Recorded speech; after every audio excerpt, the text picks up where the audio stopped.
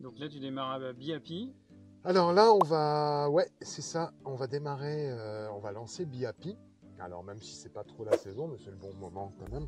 Donc Biapi qui est une démarche qui vise à valoriser les pollinisateurs existants. Là, sur la parcelle, on va utiliser l'outil de diagnostic Biapi. Ah, vas-y, ça, c'en est une. Alors ça c'est l'une des abeilles solitaires qu'on cherche.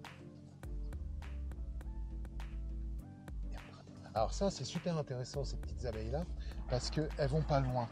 On va faire l'inventaire des bestioles qui sont là, qui vont sur la culture. Et à partir de ça, bah moi, si je sais que, par exemple, on a vu des alictes, je vais travailler à les repérer et à essayer de trouver leur zone de nidification. Et donc c'est cette démarche-là qui se fait au moment de la floraison des arbres. Voilà. Donc Et ça. ça, c'est l'andrène fauve. Elle est présente au printemps. Ça, c'est vraiment un truc qui envoie, quoi, en pollinisation. Alors voilà, ça c'est Apis mellifera, hein, donc on la connaît. Comment vous trouvez cette démarche du coup? Là, on est où alors ici? On est à Saint... Saint-Thomas-le-des-Pins, nord Indre-et-Loire. Ok, chez Eric et Martial Refour. Voilà, exploitation polyculture élevage avec maintenant activité principale autour des vergers, hein, plus de 40 variétés de pommes. Bio. Et la totalité d'exploitation en bio depuis 59 ans. Donc depuis quelle année? 1965. Ok. Sur combien d'hectares là? Actuellement, c'est 97, Ah oui. dont Belle 12 exploitation. hectares et demi de vergers. Ok. Le reste se répartit en prairies naturelles, prairies artificielles, céréales, tournesol, un tout petit peu de pommes de terre. Alors, quand je dis céréales, c'est céréales planifiables d'une part, et céréales un mélange soit triticale févrole, soit triticale pois. Ou cette année, on a fait un essai orge pois. Donc, le pois n'a pas supporté les excès d'eau. Ok. Et du coup, vous commercialisez où? Alors, la partie céréales, c'est plutôt avec Arc Céréales, qui est basé sur Blois. Et puis la partie, tout le reste, les différentes boutiques Tour Le Mans, presque de façon hebdomadaire. Et puis Angers et Blois tous les 15 jours. Bio Loire Océan. Biolo Océan pour une partie, pour la vente panier, Et les fruits. PBS, et pour la vente vers la centrale des Biocop, Ok. hein, quand il y a surplus de production. Ok, cool. Donc aujourd'hui, on est pour une journée, on va faire une étude d'apiculture, revalorisation de l'existant, des insectes pollinisateurs avec Ludovic. Voilà. Vas-y, présente-toi. Ouais, alors Ludovic Cochard, société Apipol. Donc moi je travaille en conseil technique et formation sur les thématiques apiculture et pollinisation des cultures. Alors, les pollinisations de culture, c'est tout ce qui est spécialisé. Je travaille sur l'arboriculture, sur les semences potagères, oléagineuses. Euh, voilà, tout ce qui va demander des insectes pollinisateurs en quantité et en Ok. qualité. Donc là, tu démarres à Biapi.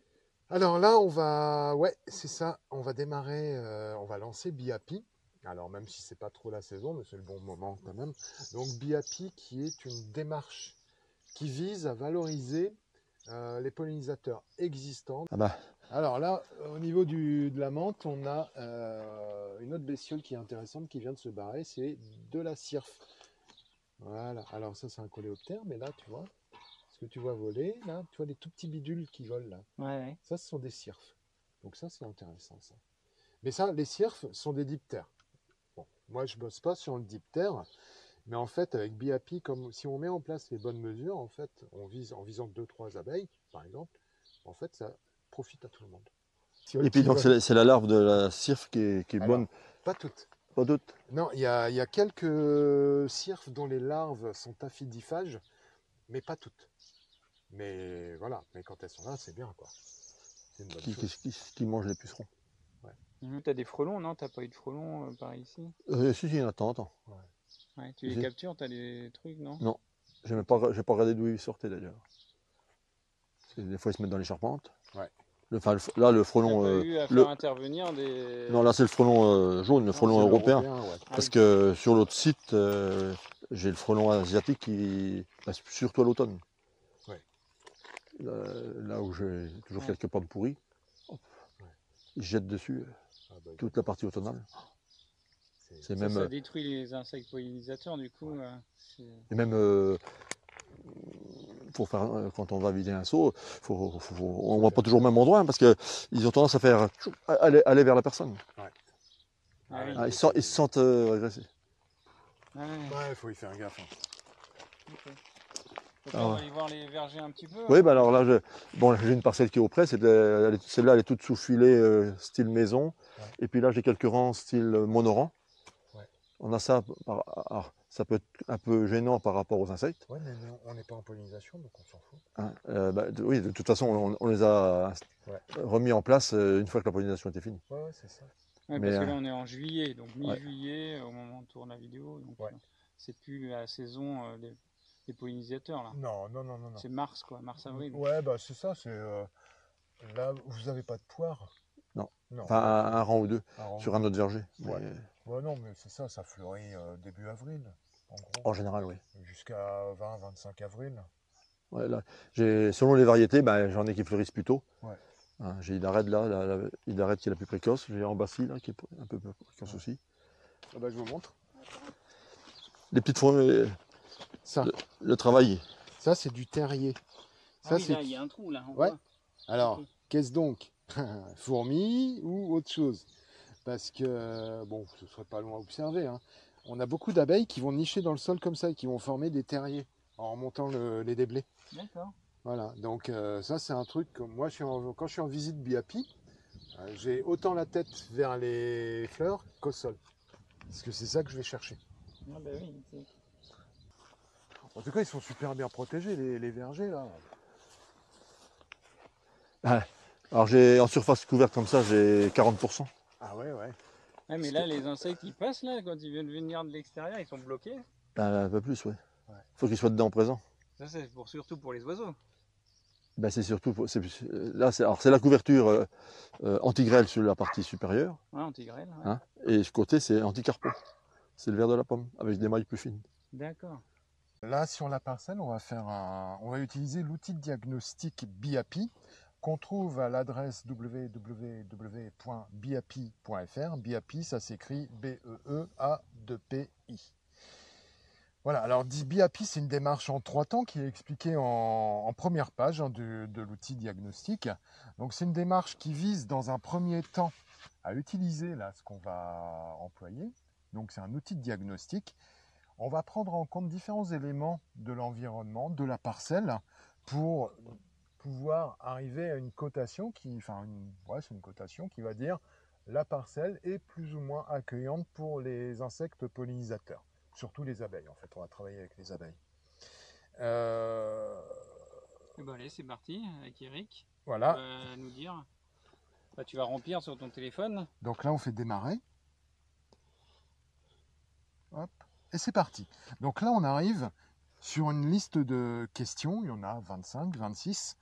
Et en fait, on va répondre aux questions pour... voilà. La cotation, elle va se faire d'elle-même. Et on va arriver à une appréciation. Donc c'est ça qui va nous intéresser. Donc la première question, ça va être le contexte agro-environnemental. Donc on va... Déjà là, la première, c'est le type de sol. Donc on a des menus déroulants. Voilà. Donc c'est argileux, humifère, limoneux, sableux, hétérogène. Donc ensuite on passe à l'environnement naturel du site. Donc là l'environnement naturel du site, c'est l'environnement. Est-ce qu'on est dans une zone de bocage, de forêt ou de plaine? Plaine, ça veut dire on n'a pas de talus, on n'a pas de haies. On est plutôt pleine. On est plutôt plaine avec une couverture forestière qui n'est pas loin. On a la ressource naturelle en eau. Alors là, on parle de la parcelle. Est-ce qu'on a de l'eau vive, une retenue d'eau ou pas d'eau du tout? En tant que tel, de façon naturelle, il n'y a pas d'eau. Il n'y a pas d'eau, donc on n'a pas d'eau. Dernière question sur l'environnement, le niveau d'éclairage nocturne artificiel. Là, on n'a pas d'éclairage nocturne artificiel. Alors, pratique agricole. Donc là, on passe aux pratiques agricoles. Alors, je rappelle, c'est toujours sans aucun jugement de valeur. C'est-à-dire que BIAPI, ça fonctionne en bio, ça fonctionne en conventionnel. En fait, ça ne rentre pas dans le débat. Pour moi, il n'y a pas de débat. Voilà, chaque agriculteur fait ce qu'il veut, comme il l'entend, et puis c'est tout, quoi. Mais donc voilà. Alors, mais ça n'empêche qu'on y pose des questions sur l'usage des pesticides, parce que forcément, ça va avoir un impact. Alors, usage de pesticides, bah ici, Ouais, bah oui, bah oui, il y en a, oui. bien sûr. En bio, c'est pas du zéro Bah non. intervention, on a un cahier des charges qu'on respecte. Ouais, donc oui. Alors, la question d'après, c'est usage de graines ou plants non traités ou issus de l'agriculture bio. Entretien des espaces végétalisés non cultivés. Alors, ça concerne en fait les entrerangs. Ben là, c'est de l'herbe spontanée. Ouais. Et du coup, on la fauche ou on la broie? On la broie. On la broie, ouais. C'est ça la question. Fréquence d'entretien toujours de ces espaces végétalisés non cultivés. Une fois par an par portion, ou une fois par an tout l'espace, ou 2 fois par an par portion ou tout l'espace, ou plus de 2 fois par an.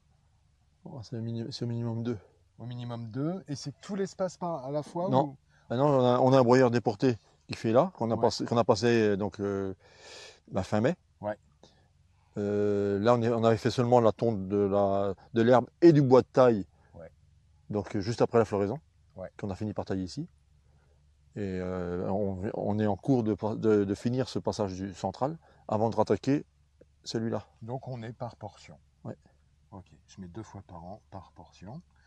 Travail du sol, donc le sol, Non, jamais travaillé. non, maintenant on ne travaille plus. Ouais. Et là j'arrive à suivant. Voilà. Donc là on a fait la partie, on va dire, agro-environnementale. Alors là la question suivante c'est la couverture. On va parler des ressources alimentaires donc pour les différentes abeilles. Donc là la question c'est la couverture végétation fleurie ou en possibilité de l'être sur le site.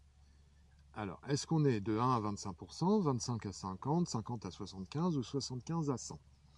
L'idée, c'est on regarde ici, et qu'est-ce qu'on peut avoir de fleuri?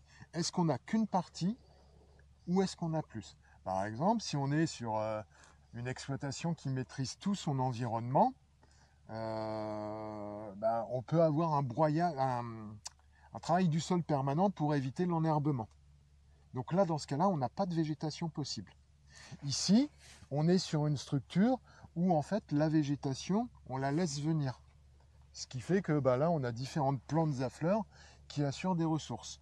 Donc là, entre la culture qui est présente et les espaces entre cultures, en fait, c'est ça qu'on va essayer de chercher à savoir.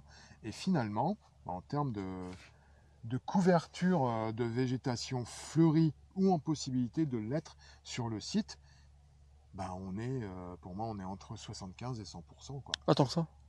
Ouais, parce qu'en fait, à part les bandes là, le roulement du tracteur, tout peut fleurir. Mais c'est pas fleuri tout en même temps, Non. mais ça peut apporter quelque Ouais, chose. c'est ça. Même malgré les broyages. Bah ouais. Ouais. Alors, ensuite, on va parler de la composition de la végétation locale. Donc la prairie diversifiée en capacité de fleurissement. Est-ce que c'est moins de 10%? Est-ce que c'est 10 à 50% ou 50% et plus? Alors là, pour regarder ça, en fait, on va regarder au sol. Donc si je prends juste je prends vraiment à mes pieds, hein. Je ne cherche même pas à comprendre, à regarder ailleurs. En fait, qu'est-ce qu'on voit? Ça fleurit. Ça fleurit. Ça fleurit. J'ai eu d'autres choses. Ça fleurit. En fait, on n'a que les graminées qui ne sont pas en mesure de fleurir. Graminées qui ne vont pas nous intéresser en matière de ressources alimentaires. Mais si on regarde partout autour de nous, on va voir qu'on a partout de la végétation en capacité de floraison. On a des trèfles, on a des pissenlits. Ça, je ne sais pas bien ce que c'est.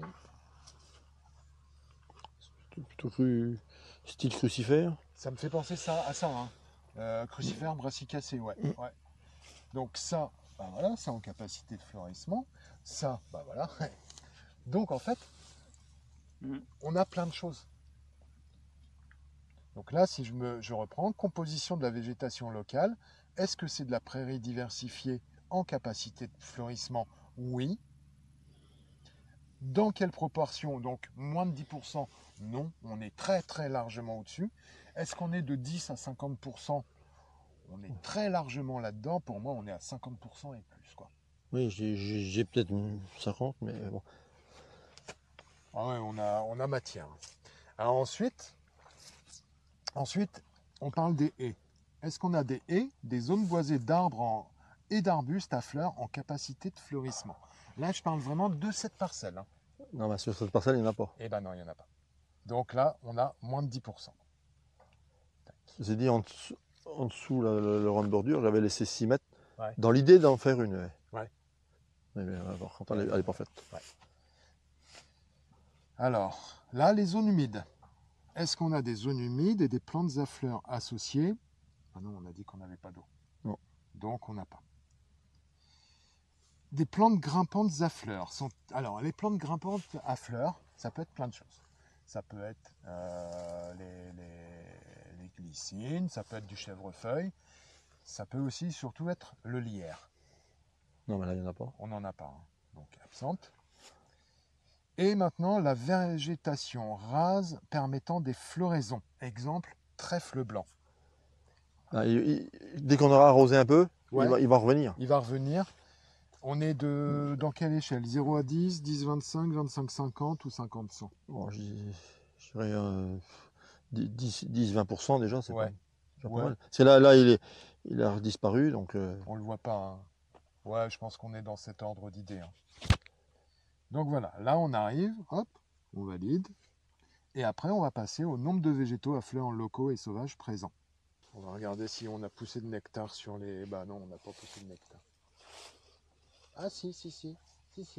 On a nectar sur les carottes.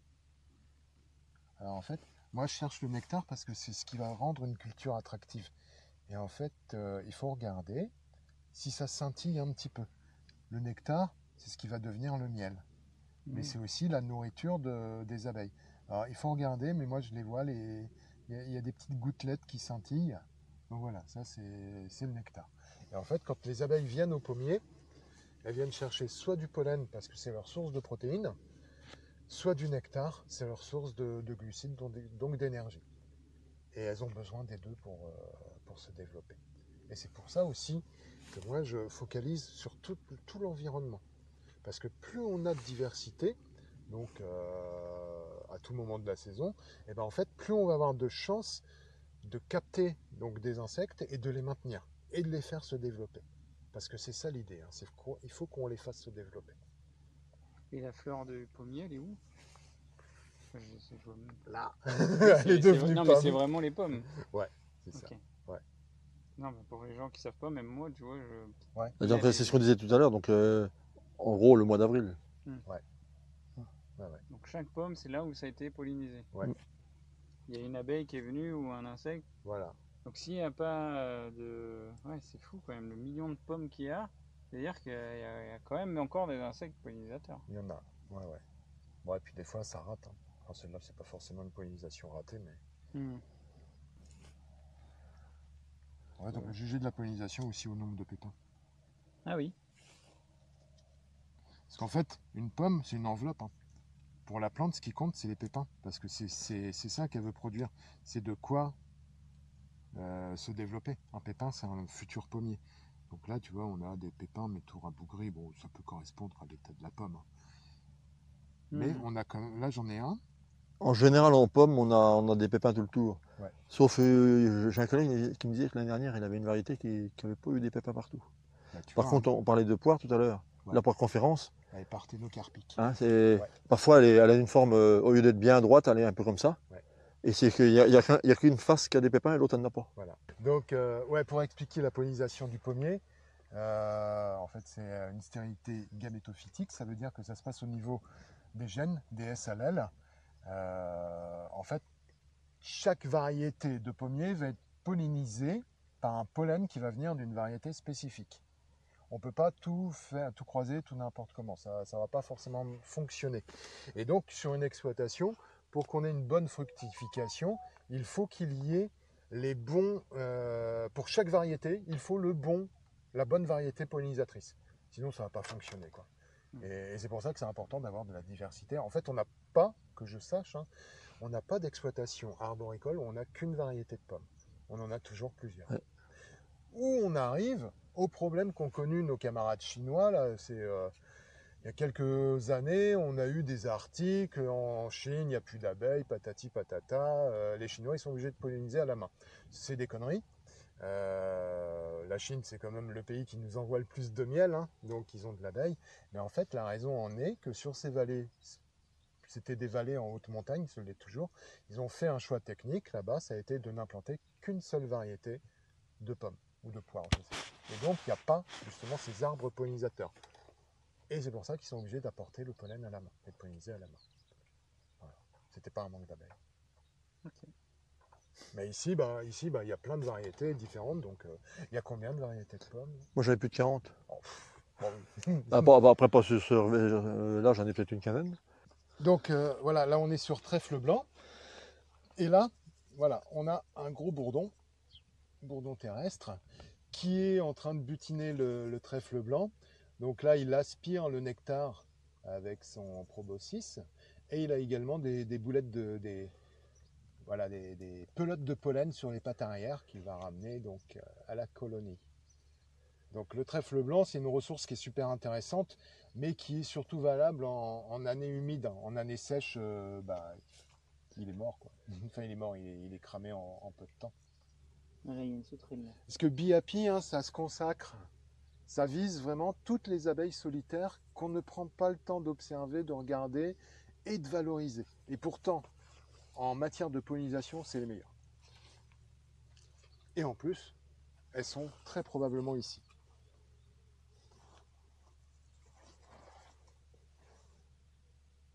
Alors le seul problème de nos petites abeilles, là j'ai aperçu une halicte tout de suite, hein, c'est que ça va super vite. C'est des petits avions de chasse là et ça vole à une vitesse et ça se pose très vite et ça repart d'autant plus vite.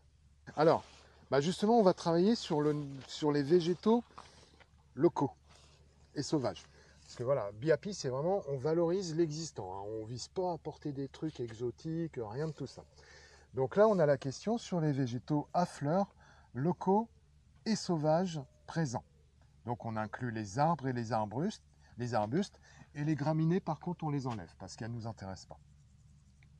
Alors la question, elle est combien on a de différentes variétés de plantes à fleurs d'avril à mai, de février à mai sur site.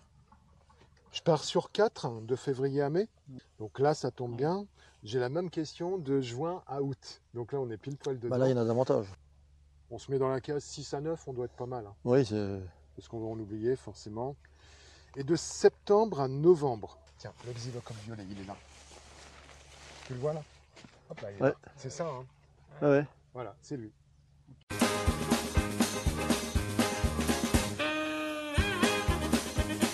Ou 3 à 5. bon, peut-être 3 à 5. 3 à 5. Parce qu'il reste toujours un peu de trèfle. Il en reste, ouais. Et bien là, j'en arrive aux zones d'abri. Alors, les zones d'abri, c'est des zones de terre nue ou faiblement végétalisées. Les talus, les parois, les végétaux morts, qui offrent des possibilités d'abri, de nidification, à condition qu'ils soient présents de façon pérenne. Mais ça, j'en ai pas beaucoup. Hein. Non, hein. Il y a des endroits où on n'en a pas tant que ça. Hein. En fait, on n'en a pas. Voilà, donc là, je mets aucune. Hop, suivant. Et là, on va passer aux abris hors sol. Alors, les abris hors sol, c'est notamment les arbres à cavité. Têtards, les troncs ouverts, les trous de pique. Vu que c'est une plantation jeune, il n'y a presque pas de perforation. Il n'y en a pas. Hein. Non. Là, cet arbre-là, non, il n'en a pas. Non, il n'est pas mort, tu vois. Derrière. Non, il ne laisse pas possibilité d'abri. Ah, ouais. Bois mort sur pied, en tas dispersés au sol. Non, le bois de taille, on le broie. On le broie, hein. Donc on n'en a pas. Et ça, c'est le problème des exploitations trop propres. Hein. Tas de broussailles et branches mortes, bah non, on n'en a pas. Non. Tas de pierres, murs en pierre non enduits de ciment. Dans l'environnement à côté, mais pas dans la parcelle en tant que telle. Pas dans la parcelle. Par contre, bon, là, on est à quoi? On est à 30 mètres. Donc, on peut considérer que c'est bon, ça fonctionne. Dans les abords, il y en a. Ouais, donc il y en a. Donc là, on en a beaucoup, non, on en a un peu. Un peu, On a 2 maisons. Des végétaux à tiges creuses ou à moelle tendre taillés et laissés au sol. Donc par exemple des branches de sureau, de la tige de berce. On n'a Non. pas non plus. Non. Ah, vas-y, ça en est une. Alors ça c'est l'une des abeilles solitaires qu'on cherche. Merde, raté. Voilà, c'est là-dessus qu'on travaille. Pas sur celle-là, parce qu'elle est là présente en juillet. Donc elle ne nous intéresse pas. Mais nous, on va chercher ce type d'abeille, mais présente en avril. En avril, hein. Parce que ça, alors ça, c'est super intéressant, ces petites abeilles-là, parce qu'elles vont pas loin. C'est pas comme l'abeille mellifère qui va à 3-4 km, voire plus, si elle n'a pas assez de ressources. Elle va bosser dans un rayon de quelques dizaines à quelques centaines de mètres. Donc, si elle est implantée là, elle va faire le verger. Elle va pas faire les environs. Voilà, donc, attends, moi je vais la prendre en photo aussi, si je peux, pour la déterminer. Alors, là, on a une dernière série de questions, c'est les abris d'hivernage. La première question, c'est quel est le taux d'occupation de zones d'abri constituées de buissons, broussailles, arbustes sur la parcelle, toujours. Ah, c'est moins de 10%. On est à moins de 10. Présence de zones herbacées non fauchées d'octobre à mars. En gros, on est à largement plus de 50%. Ah oui? Ouais. Maintien en place des feuilles mortes jusqu'au printemps. Bon, oui. Non. Bon, justement, des fois on boit pour limiter la tablure. Ah, tu vois. Donc, Parce que partiellement... c'est une source de tablure qui vont contaminer l'après. Donc en fait, c'est un maintien en place, donc qui n'est pas total, qui est partiel. Ben, on va dire partiel parce qu'il nous reste le jour. Ouais. Et du coup, on arrive, on a fini. On a répondu à toutes les questions. On clique sur résultat. Et nous avons, en fait, il est là. Site favorable à l'accueil des abeilles. C'est-à-dire que là, on a un site qui est favorable, qui nous permet d'accueillir les abeilles. Alors, est-ce qu'il y en a présente ou pas? Je ne sais pas encore. On va dire que là, on est vraiment sur de bonnes bases à partir desquelles on peut travailler. Il y a des points d'amélioration. On va dire, c'est une cotation en 5 points. Il y a pas favorable, moyen bien. Et là, on est entre le moyen bien et le bien. Parce que, en fait, bon, là, je peux passer à l'étape d'après, puisque moi, je le sais, je l'ai vu en même temps. En fait, il nous manque de la haie. Il nous manque de l'abri d'hivernage. C'est là-dessus, en fait. Donc, et là, le point d'eau, non? Et le point d'eau, ouais. Donc là, en fait, on a fini l'inventaire. On en est là. Donc là, l'étape d'après, c'est, voilà, on va, dans ce cas-là, si on veut aller plus loin, on va faire l'inventaire. L'inventaire des bestioles qui sont là, qui vont sur la culture. Et à partir de ça, moi, si je sais que, par exemple, on a vu des halictes, je vais travailler à les repérer et à essayer de trouver leur zone de nidification. Et donc c'est cette démarche-là qui se fait au moment de la floraison des arbres. Voilà. Donc, c'est ça. Fin de la première étape. Donc on a fait le diagnostic BIAPI. On sait qu'on est sur un site favorable avec des voies d'amélioration possibles qui ne sont pas hyper contraignantes. C'est en fonction des bestioles qu'on trouverait au moment de l'inventaire, on pourrait dire peut-être qu'il faut mettre une haie ici, peut-être qu'il faut travailler sur les trames vertes, peut-être qu'il faut tout simplement à un endroit, si on a une zone humide, pourquoi pas prendre le godet là et puis creuser une petite mare. Des petites choses comme ça. C'est toujours, en fait, l'idée, c'est toujours travailler à partir de l'existant. On a vu du xylocope. Le xylocope, il est là toute l'année. Est-ce que ça vaudrait pas le coup de lui laisser, quand on va couper les pommiers, 2 stères de bois? Mais pour lui, on n'y touche plus. Ça coûte pas cher. C'est des choses comme ça, BIAPI. Et donc, après, l'idée, c'est, moi, je fais mes propositions d'aménagement. On voit ce qu'on met en place. Et puis après, on fait un suivi sur la durée pour voir, pour améliorer, parce qu'on est dans le vivant. Ça veut dire qu'il y a des trucs qui vont fonctionner, d'autres qui ne vont pas fonctionner. C'est comme le blé en variété ancienne. On fait un mélange, on le sème ici, il y a telle variété qui va pousser, on le sème là, ça ne va pas être les mêmes. Donc en fait, on ne peut jamais être absolument sûr. Il faut suivre sur la durée. Alors voilà, le genre d'individu qu'on peut rencontrer, ça c'est l'osmie. Donc ça c'est une osmie mâle. Ok. Et ça, c'est mon amandier. Parce que moi j'ai un amandier à la maison, je mange mes amandes et elles sont pollinisées tous les ans par mes osmies. Parce que je fais un petit élevage d'osmies en même temps. Donc ça c'est une bestiole qu'on pourrait trouver ici. Qu'est-ce qu'on a d'autre? Alors l'alicte confus, ça rejoint un petit peu ce qu'on vient de voir.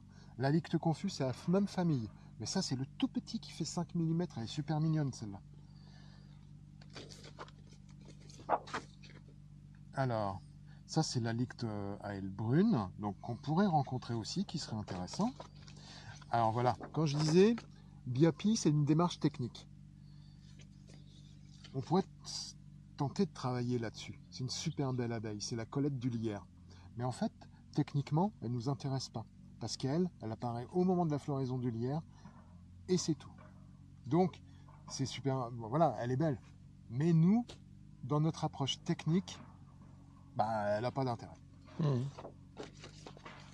Par contre, toutes les mesures qu'on peut prendre, en fait, ça va amener à améliorer aussi les ressources pour ces autres abeilles. Voilà, là, c'est de l'alicte précoce. Et alors, elle, on pourrait la trouver. Des fois, il suffit de rien. De rien. En fait, je vais vous donner le secret. Donc voilà, ça, c'est l'alicte de la scabieuse. Je pense que c'est elle qu'on a vue, là. Mais c'est pareil, c'est une abeille d'été, donc elle nous intéresse moins. Celle-ci nous intéresserait beaucoup. Ça, c'est l'andrène fauve. Elle est présente au printemps. Ça, c'est vraiment un truc qui envoie, quoi, en pollinisation. Voilà, ça, c'est Apis mellifera, hein, donc on la connaît. Ça, c'est un piège. Ceci n'est pas une abeille. C'est une mouche. C'est mouche des narcisses. Ouais, voilà. Donc c'est une abeille comme les cirfes. Enfin, c'est une mouche comme les cirfes qui a pris l'allure d'une abeille pour pas se faire boulotter. Donc là, toujours une alicte, l'alicte aux pattes rouges. Et l'une de mes préférées en verger, et ça, j'aimerais bien qu'on la voie, c'est l'andrène cendrée. Elle est magnifique, elle est noire et blanche, et je ne la vois que dans les vergers. On bosse, donc il faut garder cette dimension en tête. C'est pour ça, hein, j'insiste, BIAPI, c'est une démarche technique, c'est pas une démarche, on va dire, écolo, environnementaliste, hein, je suis pas là pour ça. On est vraiment là pour produire de la pomme. On n'est pas là pour dire on fait vivre la biodiversité. Ça, c'est un autre point. C'est par ricochet, on le fait aussi. Mais en premier lieu, on produit de la pomme ou de la maraîchage, fleurs. On peut faire. Ouais. Tu fais aussi les fleurs coupées, les trucs. En fait, tout ce qui a besoin d'abeilles, BIAPI peut s'appliquer là-dessus. Ouais. Et ça s'adapte particulièrement bien aux petites structures. Parce qu'on va vraiment pouvoir travailler à l'échelle de la parcelle. Moi j'ai un sujet, c'est déjà toi tu interviens dans le secteur, tu peux pas te déplacer à 2h30. Tout est possible en fait. Moi ce que j'espère à terme, c'est pouvoir bosser pour des OP. Et voilà. Parce que l'idée ce serait de faire du groupage. C'est-à-dire que bien sûr moi ma prestation elle a un coût parce qu'il faut que je travaille, il faut que je bosse et tout. C'est comme tout le monde. Et en fait, ce qui coûte cher, c'est à la fois le temps que je passe, c'est mon déplacement. Mais si on groupe, si je peux faire plusieurs sites la même journée, voilà, on répartit les coûts, hein, tout simplement. Donc je peux me déplacer ouais, je peux me déplacer. Voilà. Mais ce sera pas. Je le ferai pour un client. Mais ce serait mieux de le faire pour plusieurs. Et d'avoir des démarches associées. Parce que en matière de pollinisation, ce qui est intéressant aussi, c'est de travailler à l'échelle de la parcelle, c'est bien déjà. À l'échelle de l'exploitation, c'est encore mieux. Et à l'échelle, par exemple, de voisins, là, on arrive à des résultats qui sont carrément intéressants parce que là, on va pouvoir en plus travailler sur le maillage, sur la trame verte, sur ce qui va permettre aux insectes pollinisateurs de passer d'un endroit à un autre, de se développer. Voilà, on va pouvoir jouer sur plein de leviers à la fois. Alors en fait, on va dire l'outil BIAPI, il est accessible à tous. Donc technicien, arboriculteur, tout le monde peut l'employer. Après la partie inventaire, c'est quand même plus ciblé. Hein. Un technicien verger, il ne va pas trop y faire gaffe. Hein. Moi j'ai bossé avec eux déjà. Bon voilà, il voit une abeille qui vole, c'est bien. Mais aller repérer, tu as vu les petites abeilles qu'on a vues là? Non, mais former les les ingénieurs agro ou des passionnés de l'apiculture. On pourrait. Tu pourrais en former? Ouais, on pourrait. Ouais. Là, ce serait intéressant, des gens qui cherchent du boulot. Ouais. Et il y a une demande, je pense. Ouais, voilà, mais Si il faut, l'IAPI prend, bam, on essaie de former des gens. il faut Dans faire toute la vivre le France, quoi. truc, ouais. Ce serait faisable. Ouais, tout à fait. On a besoin de remettre des insectes pollinisateurs, je pense, tous les vergers en France. Mais Et pas que en France, même. Mais... tu vois, ce qui me dérange, moi, c'est qu'en fait, les insectes pollinisateurs, on les a. Bah oui. Mais en fait, ce qu'il nous faut, c'est, alors pour les gens qui sont intéressés par la démarche, hein, bah, c'est les pérenniser dans leur environnement. Parce qu'on peut avoir des pratiques agricoles ben, qui peuvent être embêtantes. On le voit bien ici, on est vraiment sur un site qui est vraiment super intéressant. Et en fait, il manque pas grand-chose pour arriver vraiment au site super accueillant. Il manque un tas de bois à gauche, à droite, il manque un petit point d'eau, il manque 2-3 petites broutilles comme ça. C'est tout. Hein. Comment vous trouvez cette démarche du coup? Ah, déjà, ça permet d'avoir un peu le répertoire des bêtes qu'on y trouve. Ouais. Hein, comment on se place vis-à-vis tous ces insectes-là. Puis après, il faut étudier qu'est-ce qu'il faut faire pour améliorer. C'est ça. Hein. Parce que c'est votre métier d'avoir le plus de pommes possible et puis d'avoir de la pollinisation, quoi. Enfin, c'est dans votre intérêt, quoi. Mm. Après, peut-être que vous n'étiez pas en manque de pollinisation jusque-là. Enfin, est-ce qu'il y a vraiment eu des manques de pollinisateurs? On voit qu'il manque d'insectes, 70-80% des insectes ont disparu, mais j'ai pas entendu parler, moi, qu'en arboriculture, ils se plaignaient. Enfin, je sais pas, j'en ai pas entendu parler au grand public, mais Et il faut qu'ils soient là au bon moment. C'est ça. Et en nombre au bon moment. Ouais. est-ce que vous êtes déjà plaint de ce manque de pollinisation? Ben, je pense que depuis 2-3 ans, il y en a moins. Voilà, tu Et les penses, mais fenêtres. t'en es pas sûr. Ben oui, après, je suis pas autant observateur. Non, Ouais, non, c'est ça. mais ça aurait été évident, ça fait longtemps que tu aurais demandé oui. l'intervention Ouais, mais on met quand même en du place. département ou de faire quelque chose. Ici, on est en bio, on met en place du bourdon et de l'abeille. Ça veut dire quand même, Ah oui, tu vois, ça on fait apporte. 2-3 ans que vous mettez en place du bourdon? Ah non, non, Plus que plus ça. que ça, plus que ça. Ah oui. Ouais. D'accord. Et l'avocatier, ça pousse par ici? Non. Non, c'est Enfin, que ici, en il va Espagne. pousser, mais ici, ça va avoir du mal. Hein. Mais tu sais, même en Espagne, il y a la chaleur, mais il n'y a pas l'eau. Là, Ici, on a l'eau. Ça va être fou, ça. C'est très très gourmand en eau, l'avocat. Ouais.